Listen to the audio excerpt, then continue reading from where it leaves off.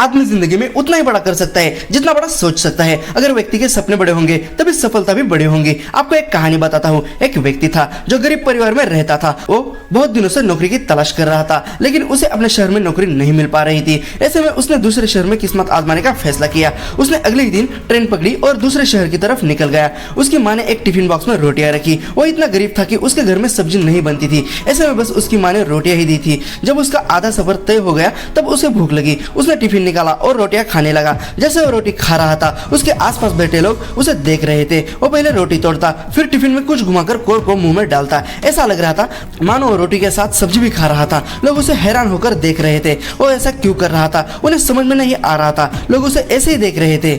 लेकिन एक व्यक्ति ने उससे पूछ ही लिया, भाई तुम्हारे टिफिन बॉक्स में बस रोटियां ही है तो उसे टिफिन में घुमाकर मुंह में क्यों डाल रहे हो? युवक ने जवाब दिया कि हाँ मेरे पास केवल रोटी है, लेकिन इस खाली टिफिन में रोटी घुमाकर मैं ये सोच रहा हूँ कि मैं रोटी के साथ अचार भी खा रहा हूँ। व्यक्ति ने पूछा कि क्या इससे उसे अचार का स्वाद आ रहा है? युवक ने कहा कि मैं रोटी अचार सोचकर खा रहा हूँ तो मुझे स्वाद भी आ रहा है। जब उसके आसपास बैठे लोगों ने बात सुनी तो एक व्यक्ति ने बोला कि अगर सोचना ही था तो अचार ही क्यों सोचा, मटर पनीर या शाही पनीर सोच लेते। इस तरह तुम उन सब्जियों का भी स्वाद ले पाते। इसलिए बड़ा सोचो तभी सक्सेस बड़ी मिलेगी। इस बात को हमेशा याद रखें कि rain will fill the spoon. अगर आपके हाथ में एक चम्मच है और बरसात हो जाए तो बरसात क्या भरती है जानते हैं? वो एक चम्मच भर देगी। अगर आपके हाथ में एक ग्लास है तो बरसात ग्लास भर देगी। अगर आपके हाथ में एक मग है तो बरसात मग भर देती है। और अगर आपके हाथ में एक बाल्टी है तो बरसात बाल्टी भर देती है।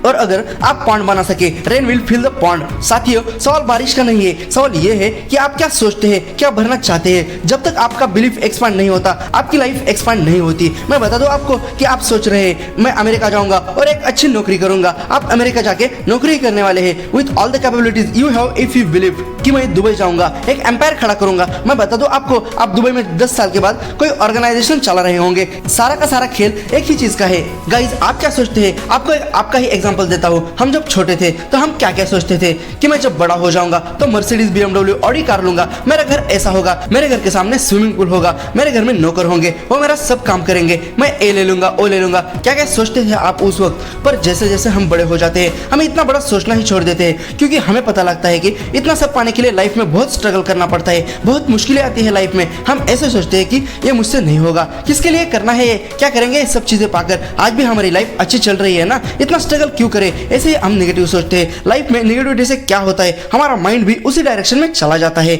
हमें कॉन्फिडेंस नहीं रहता, कुछ भी काम करने के लिए एनर्जी नहीं रहती, कुछ करने का मन नहीं करता, डिप्रेशन आ जाता है। इसलिए आप पॉजिटिव सोचे। मैं एक एग्जांपल बताता हूँ आपको पॉजिटिव कैसे सोचते हैं। अभी प्रेजेंट मोमेंट में जो भी हमारे साथ हो रहा है, मान लो कई बार लाइफ में ऐसी कोई सिचुएशन आ जाती है, हमको लगता है कि हम तो चारों तरफ से फंस गए हैं, कोई रास्ता नजर नहीं आ रहा होता है। जब हम अंदर से पूरी तरह से टूट जाते हैं तो उस वक्त हम पॉजिटिव रहेंगे तो हमको अंदर से हिम्मत मिलेगी। हमको ये विश्वास होगा कि अभी मेरे साथ में कुछ बहुत गलत हो रहा है, उसमें कोई डाउट नहीं है। सोचा था ये करके कुछ अच्छा होगा पर बहुत ही बुरा हो रहा है, तो मुझे हिम्मत नहीं हारनी है, क्योंकि पास्ट में भी लाइफ में कई बार मेरे साथ ऐसा हुआ है। सोचा था फॉर एग्जांपल किसी बड़ी कंपनी में नौकरी लग जाएगी तो पता नहीं क्या हो जाएगा, पर नहीं नौकरी मिली। लेकिन फ्यूचर में जाकर समझ में आया कि अच्छा हुआ उस कंपनी में नौकरी नहीं मिली। तो अगर इस तरह से आदमी सोचता है तो इसी को पॉजिटिव सोचना कहते हैं। गोल बनाना ही है इस एज में तो कोई ढंग का बनाओ ना। ढंग का गोल का मतलब क्या कि मैं कुछ ऐसा कर रहा होगा 10 साल बाद जो कोई करने की सपने में भी नहीं सोच सकता। लाइफ में एक ऐसा पर्पस होना चाहिए कि जो आपको 1 मिनट के लिए भी चैन से जीने ना दे।